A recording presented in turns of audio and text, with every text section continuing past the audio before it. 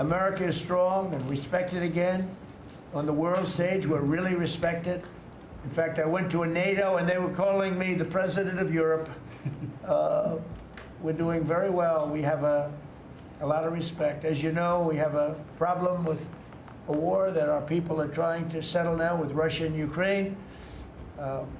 We are not involved in the war monetarily anymore. Biden gave away $350 billion like it was candy. That's a massive amount of money. And much of it in cash, a lot of it in equipment. I don't give away anything. We sell the equipment to NATO. The European nations pay us for the equipment, 100% price. And then they bring it to Ukraine or whatever they do with it. But we're trying to get that settled. I've settled 8 wars. This would be the 9th. And our people are over in Russia right now to see if we can get it settled. Not an easy situation. Let me tell you what a mess. It's a war that never would have happened if I were president. Not even a chance. And it didn't happen for 4 years. We've renamed the Department of Defense the Department of War, and I thought that would be controversial. And frankly, I tell you what, I haven't met one person, there's not one person I've met that doesn't like it.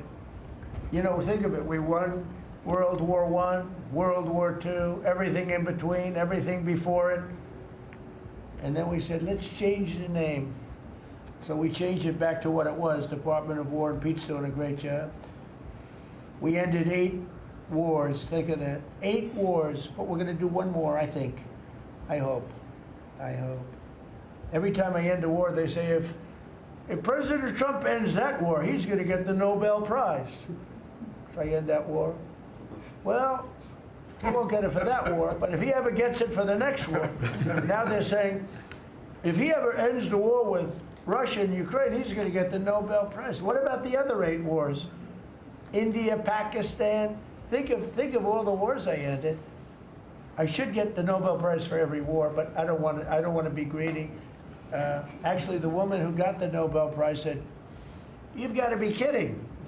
Trump deserves the Nobel Prize." So that was very nice of her. I appreciate it, which is true, actually. But I don't care about that. You know what I care about? I care about death. I care about all the people that are dying. And last month, 27,000 young people died, mostly young people, mostly soldiers, despite some missiles being shot into Kiev and other places.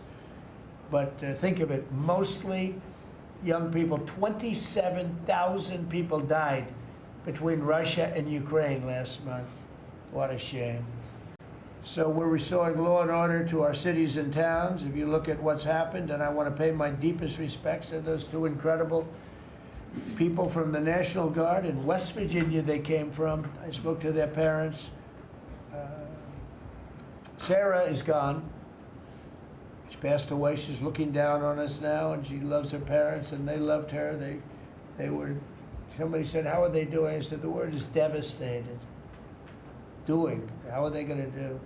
They're devastated. The rest of their lives they're going to be devastated. She was an incredible person, highly respected, top of her class, everything. She was like a perfect human being. 20 years old, just started. She was like a baby. She was so proud. They were giving her a promotion. And she told the parents that she was getting a promotion. And they were so proud of her. Then they get a call that this happened. And we have one young man who's fighting for his life. He's fighting very hard. I think he's probably doing better than anybody. They said he didn't have a chance. I'll tell you, the one who said he's going to live is his mother.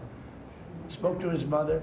Sir, he's going to live. I spoke to her very soon after this horrible event took place with this scum that is able to come into our country. I spoke to his mother. Sir, he's going to be okay. I'm telling you. No doctor thought that. Nobody thought that. He was hitting bad places, and she was like so positive. It was incredible. And it's possibly right, Pam, right? Possibly right. Boy, it would be amazing. If he lives, it would be amazing. A miracle, actually. But we're very proud of those 2 people. We're very proud of the National Guard. We're very proud of our military and our police and our firemen and women. If you go back and take a look a year ago, year and a half ago, it all changed, I think, on November 5th, the day of the election. But you go back before that, you couldn't get people to join the military, Pete, right? They didn't want anything to do with military. They wanted nothing to do with joining the police or the fire. They wanted nothing to do with anything. They had no spirit. The country it had no spirit, nothing. And now we just had the highest recruitment in history.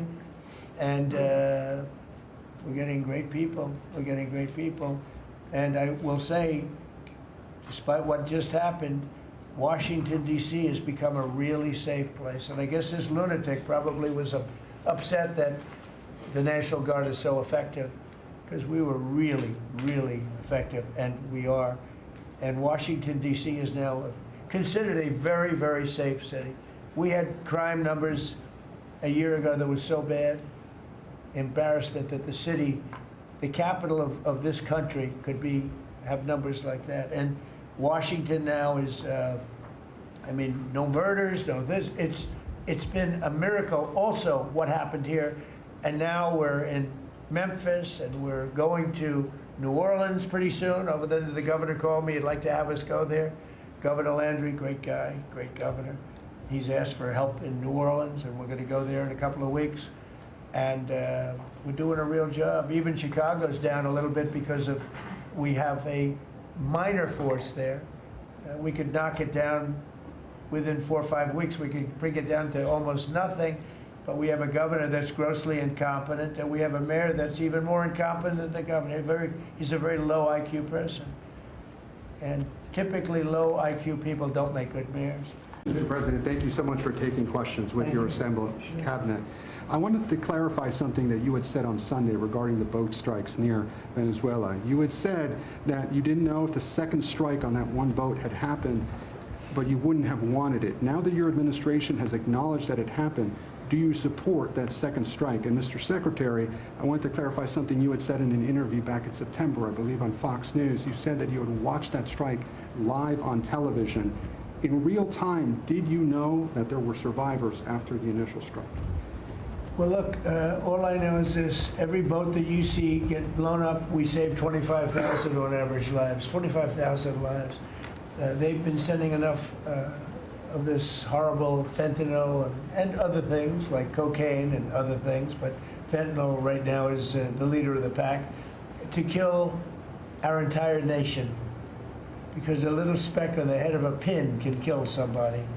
It's very dangerous stuff. I know so many people where their sons were drug addicts. They had one little sample and they died. They died. They couldn't believe it. As far as the attack is concerned, I still haven't gotten a lot of information because I rely on Pete. But to me, it was an attack. It wasn't one strike, two strikes, three strikes. Somebody asked me a question about the second strike. I didn't know about the second strike. I didn't know anything about people. I wasn't involved in it. I knew they took out a boat. But I would say this, they had a strike. I hear the gentleman that was in charge of that is extraordinary. He's an extraordinary person. I'll let Pete speak about him.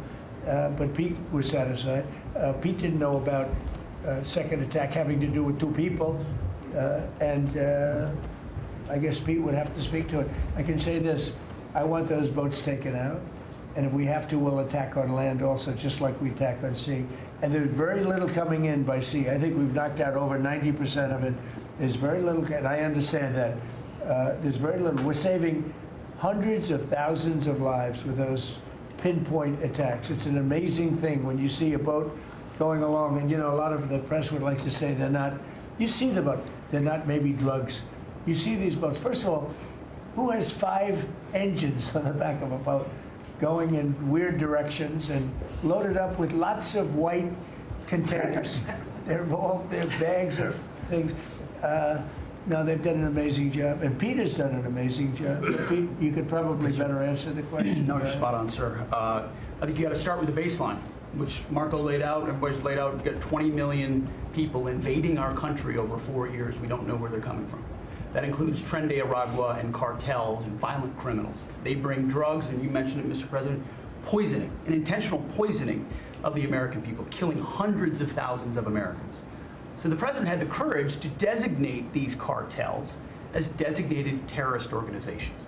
Now, a number of us here served in the military and spent 20 years fighting terrorists like Al-Qaeda and ISIS on the other side of the world. How do you treat Al-Qaeda and ISIS? Do you arrest them and treat them, pat them on the head and say, don't do that again?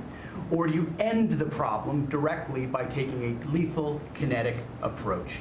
And that's the way President Trump has authorized the War Department to look at these cartels. And I wish everybody could be in the room watching our professionals like Mitch Bradley, Admiral Mitch Bradley, and others at JSOC and SOCOM and other commanders. The deliberative process, the detail, the rigorous, the intel, the legal, the evidence-based way that we're able to, with sources and methods that we can't reveal here, that make sure that every one of those drug boats is tied to a designated terrorist organization. We know who's on it, what they're doing, what they're carrying. All these white bales are not Christmas gifts from Santa. This is drugs running on 4-motor fast boats or submarines that we've also struck. No one's fishing on a submarine.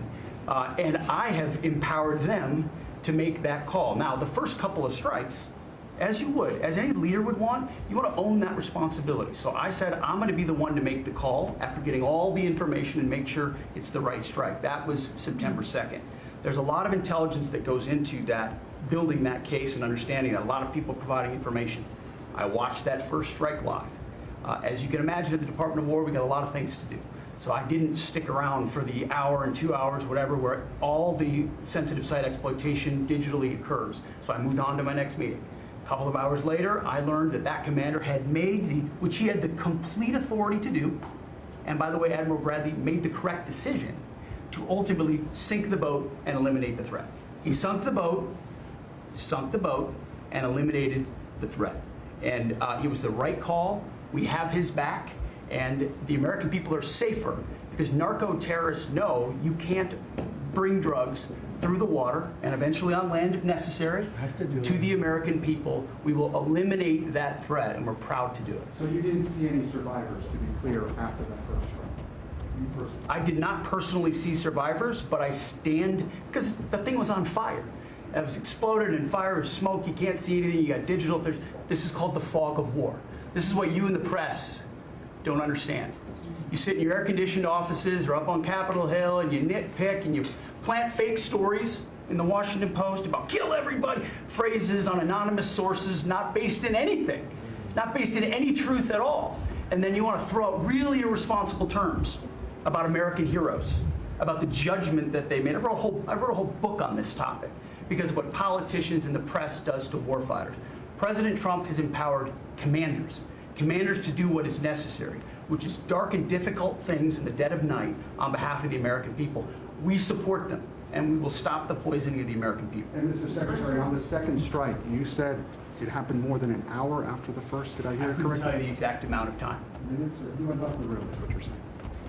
I already stated my answer quite clearly. So remember this, we lost last year, I think it was more than that, but you know, people don't like saying it because they always said 100,000, 115,000, numbers we've been hearing for years. So we lost last year more than 200,000 people, dead people, ruined families beyond the 200,000. And those 200,000, that family will never be the same. But these people have killed over 200,000 people, actually killed over 200,000 people last year. And those numbers are down. Those numbers are down. They're way down. And they're down because we're doing these strikes, and we're going to start doing those strikes on land too. You know, the land is much easier. It's much easier. And we know the routes they take. We know everything about them. We know where they live. We know where the bad ones live. And we're going to start that very soon too. Mr. President, thank you so much, Mr. President. You know what, when we start that, we're going to drive those numbers down so low. And then you're going to have families be able to live without the fear of their son or daughter just having a pill to have a little fun and ending up dying within a period of 60 seconds, right? No, we're not going to let that happen. We're not going to let it continue to happen. What Biden did to this country by allowing all these people, and I call them animals in many cases, I think they're animals, to come into our country and destroy our country and let all those drugs pour in. Let people just walk across the border like it was nothing. You look at them, a lot of them, you know, you say, oh, let's not discriminate. I'm not talking about color. I'm just talking about, you look into the eyes of some of these people. We're smart. And you see a killer. Come on in. Just come on in. 11,888 murderers. Many of them committed more than one murder. He allowed them into our country, totally unvetted, totally unchecked. But he also allowed drugs to come in at record numbers, and hundreds of thousands of people a year died. And we're taking those son of a bitches out, yeah. But we had 0 people in the last 6 months. Illegal border crossings along the U.S.-Mexico border have plummeted to the lowest level ever recorded. Ever recorded. And nobody talks about that anymore. You know, it's crazy. They don't talk about it. You'd think they'd say, well, Trump's done a great job in the border. This country is being destroyed by the border. But you always find something new, like, is he in good health? Biden was great, but is Trump in good health? I sit here, I do 4 news conferences a day. I ask questions from very intelligent lunatics, you people. And I give the right answers. There's never a scandal, there's never a problem. I give you answers that solve your little problems. You go back and you can't find anything, but you do stories about Biden was in wonderful health. The guy didn't do a news conference for 8 months. If I go one day, I had one day where I didn't do a news conference, there's something wrong with the president. You people are crazy. I'll let you know when there's something wrong. There will be someday. That's going to happen to all of us. But right now, I think I'm sharper than I was 25 years ago, but who the hell knows? By the way, I took my physical. I got all A's, everything. But they said to me, would you like to take a cognitive test? I said, is it hard? They said, yes. I said, well, I'm a very smart person. Who was the last president to take one? No president has ever agreed to take one. Because when you get into the mid-questions, meaning, 10, question number 10, 11, 12, 28, 30, they get harder and harder. And they said, would you like to do it? I said, well, no reason to do it. Nobody's ever done it. I'll do it maybe, but there's really no reason. They said, sir, the problem is this is Walter Reed Hospital. And that's a military hospital. And that means that things are, sort of open. It's not like private where you have, if you do poorly, we'll have to, probably you'll find out. I said, I won't do poorly. I'm a smart person, not a stupid person. And as the doctor will tell you, I aced it. Right, Susie? I aced. I got every question right. And these are tough questions. These are questions that I would say 99% of the people that I'm talking to right now, meaning the people from the fake news, would not do well in those exams. But I'm the only one that took it. I got every single question right. And then I read in the New York Times, is Trump sharp? Trump is sharp. But they're not sharp. That's why they're going out of business, the New York Times. I hear that they're losing so much money, it's ridiculous. They're a bunch of fakers. But we can never let another thing happen like what happened to us with a fake election, with a rigged election, where a guy like Joe Biden assumes the presidency. Because the man was grossly incompetent. And he was incompetent 30 years ago. But he was really incompetent for those last few years, and our country was put at great danger because of it.